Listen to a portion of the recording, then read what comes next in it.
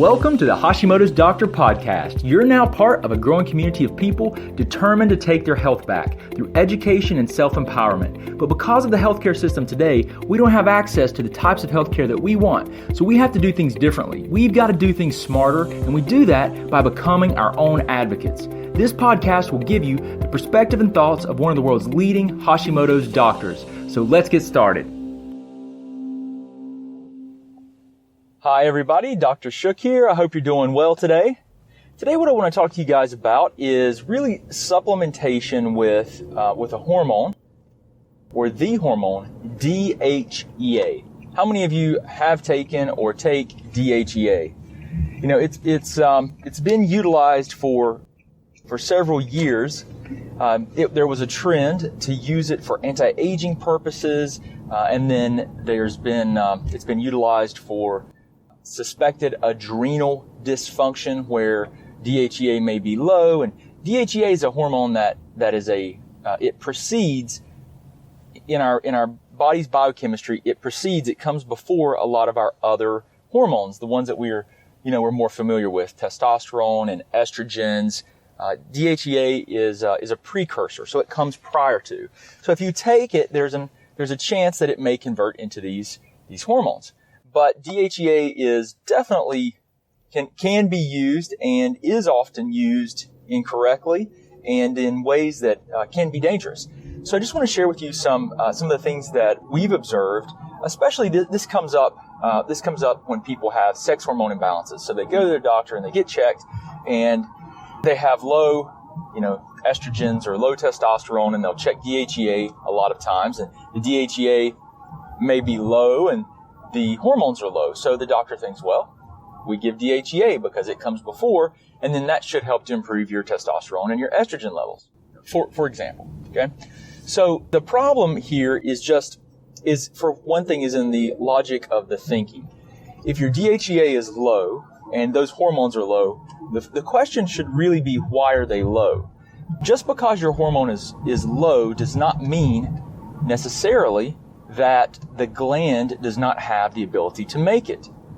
Maybe it's being produced, but maybe it's being converted in such a way that you're depleting it, and that's causing your other hormones to be low. Because these hormones, these are considered steroid hormones. They all originate from cholesterol. So very interestingly, just as a side note, if you decide that, your doctor decides that your cholesterol is bad or that your levels are too high, if you're taking a medication that may lower cholesterol, you may suffer some side effects of not having adequate cholesterol to help manufacture some of these hormones, amongst other things. A lot of the medications, the statin medications that lower cholesterol, there are numerous side effects, and I'm not saying that they're not beneficial. Glad that we have certain tools, but everything has to be used very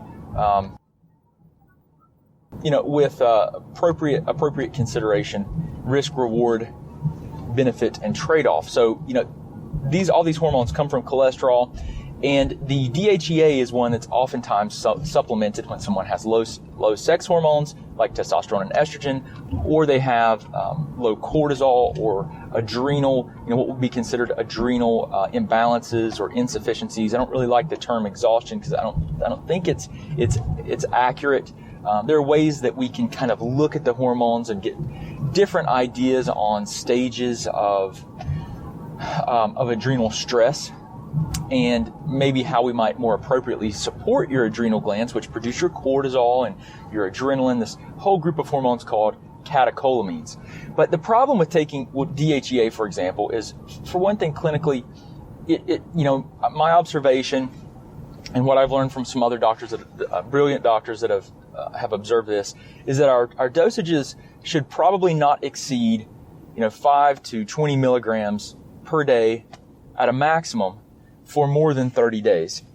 Because for one thing, there are some very undesirable side effects, especially because these hormones, when you take them, it's not like you take it and it just stays DHEA. Actually, the entire reason that your doctors might recommend DHEA to you is so that you can support your body with this precursor hormone, this hormone that comes before testosterone and estrogen. So maybe they want to increase your estrogens or your testosterone, And so they give you DHEA in hopes that, it will give you the raw materials needed to manufacture these hormones.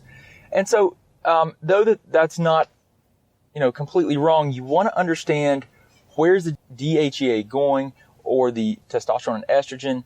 What's the physiology? You don't want to just, I'm not a big fan at all of just measuring a level and then making a recommendation based on the level. You want to try to understand why the level is why it is what it is. Why is it at the current level? Because your body, a lot of times, there's some sort of adaptive process that may be occurring. So with DHEA, those recommendations, 5 milligrams to 20 milligrams per day at a maximum for 30 days at a maximum, and then reassess what's happening. Because what can happen with DHEA is, especially when you exceed these physiological ranges. So when I say physiological, I mean the ranges that the body is going to be able to produce on its own, right? That's exceeding physiological ranges. So when you exceed the levels that the body would be able to produce on its own, there are more potential side effects with conversion of DHEA into some undesirable hormones. So the interesting thing is that in women, DHEA, if it exceeds the physiological ranges, it can convert more so into testosterone, which is definitely not what you typically want. And in men, DHEA may convert into estrogen or estrone more than at a greater rate, and may actually result in a completely different effect than what you're after. So you've got to be really careful, and no matter if you're taking it at 5 milligrams to 5 to 20 milligrams, or if you're taking it at supra or above physiological ranges, you have to realize that you need to understand what is happening with the DHEA. Where's it going? What's the reason that the body's not able to make it, if there's an inability to manufacture it? Now, really, quite frankly, in most cases, what we see is that the body has the capacity to make the hormones. The reality is that the hormones are being stolen away. So, for example, DHEA can be robbed or stolen away and used to make cortisol in a process called a pregnenolone steal. Now, all you need to know is that when your body's under stress, it will make cortisol over your other hormones. And cortisol, a precursor to cortisol, is DHEA. So if you're under stress, if you have high inflammatory levels, if you have emotional stress or physical pain, all those things drive a stress response that cause cortisol to go up.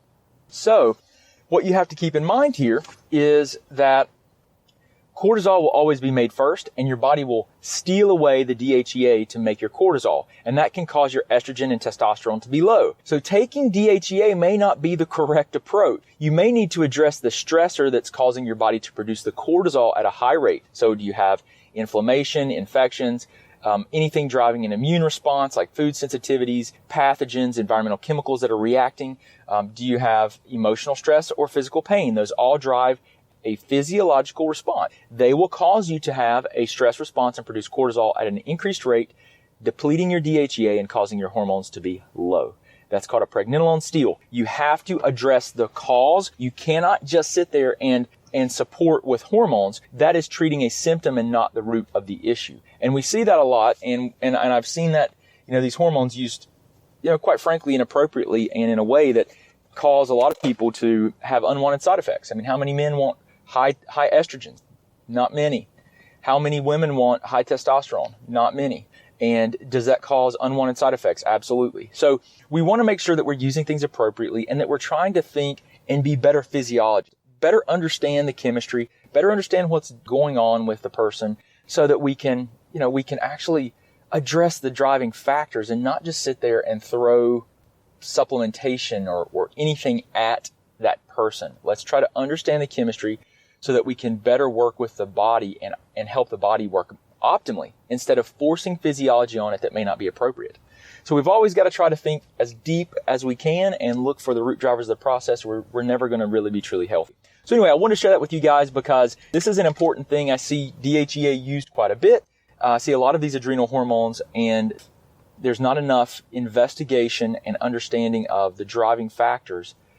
DHEA is a useful tool, as are so many other hormones, but we've got to use them judiciously and be very cautious with our recommendations. So I want to share that with you guys in case you're one of those people that's using DHEA. You want to question your dosages, 5 to 20 milligrams. You want to consider your duration of use. no longer than 30 days, especially without retesting. And if you're constantly finding yourself needing it, then why do you need it? Because there's usually a reason for your lower levels if that's what's occurring. Okay, so testing, implementing a plan, and then retesting is always important, because the second test is always very, very beneficial in helping you understand if your protocols or what you're utilizing to try and help yourself is working. So anyway, I hope this helps you guys out, and I appreciate you hanging out with me today and listening to some of my thoughts. Guys, remember, please help us help other people and share our podcast. Please go review it for us if you don't mind. Give us some honest feedback. We really are trying to help you and help change the world one person at a time, one family, one community, so that we can make a difference. And I really appreciate you hanging out with me today. I hope you guys have a wonderful, wonderful day, and I'll talk to you again soon. Thanks. Thanks so much for listening. We hope you enjoyed hanging out behind the scenes with Dr. Shook. You can also talk with and learn from Dr. Shook through Facebook Live on our Facebook page at the Office of Dr. Brad Shook. Don't forget, you can also get access to our videos, guidebooks, and thyroid programs at www.drbradshook.com. Oh yeah, and don't forget one more thing. We can change the world one person, one family, and one community at a time. Until next time, remember, today is your day, and no one will tell you who you are and what you can be.